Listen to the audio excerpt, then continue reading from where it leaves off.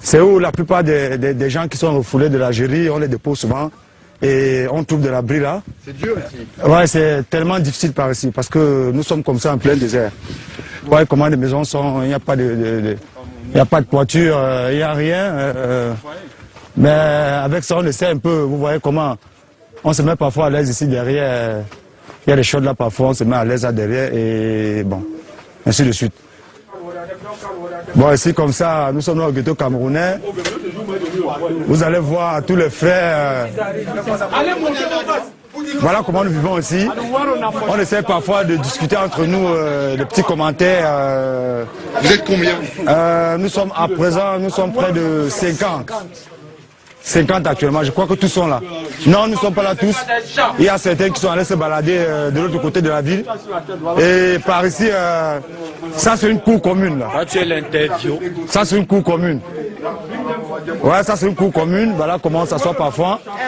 On sert ça de chaises. Et ici, ça c'est notre cuisine. Où nous faisons le manger. Vous allez voir le manger qui est déjà presque prêt. Voilà la marmite qui est au feu. Voilà comment on essaie un peu de vivre en quelque sorte. Donc par ici aussi, ça c'est notre cuisine. Donc ça c'est une cuisine secondaire. Il y a même une marmite qui est au feu là. Il y a une marmite qui est au feu, tout ça. Voilà. Et vous voyez, voilà les matelas sur lesquels on se couche souvent. Vous les voyez. Le bois, parfois on va le chercher après de 3 km. On a des haches avec lesquelles on les fend pour essayer de faire du feu. C'est quoi la vie ici?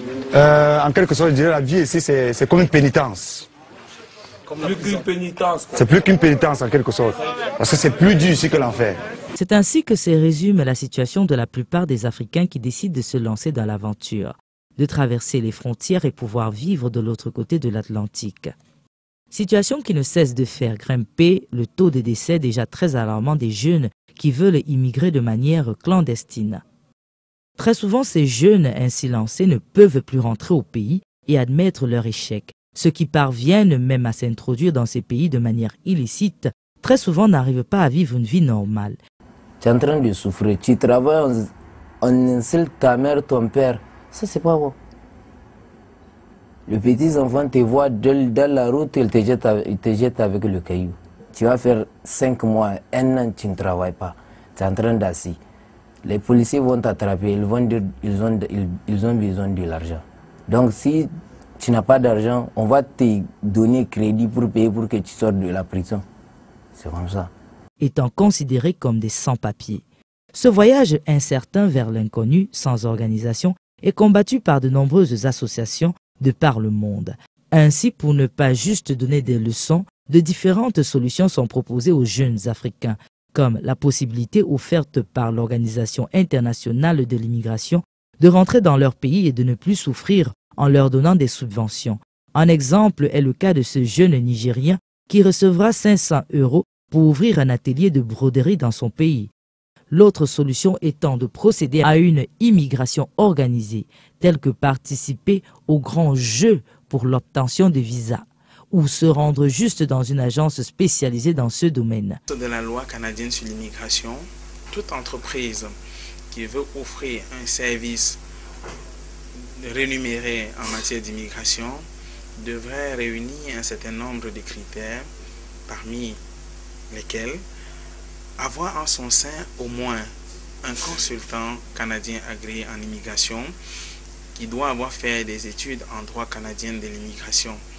Ce consultant doit en outre appartenir au Conseil de réglementation des consultants en immigration au Canada et aussi au registre québécois des consultants en immigration. Et bien évidemment, au sein de UNIDI Canada, nous avons un consultant qui réunit ces conditions. De nombreuses familles de nos jours ne savent pas si les leurs partis en aventure sont bel et bien en vie. Ces jeunes viennent de différents pays du continent et qu'ils soient béninois, gabonais, nigérians, tchadiens ou autres, cela demeure une perte des intellectuels du pays. Car organiser ce voyage, y aller pour finaliser ses études, mettre sur pied sa structure, reste un grand atout pour le continent. Si ces derniers réunissent des conditions Vous savez, beaucoup de gens en Afrique, beaucoup de jeunes ont des talents qu'ils n'arrivent pas à exprimer. Je pense que les programmes d'immigration méritent d'être connus et diffusés. Ces jeunes doivent aussi comprendre que immigrer n'est pas une aventure, c'est un choix de vie qui exige de la détermination et un dynamisme. Ces jeunes Africains partis dans de bonnes conditions reviendront très bientôt enrichir le continent.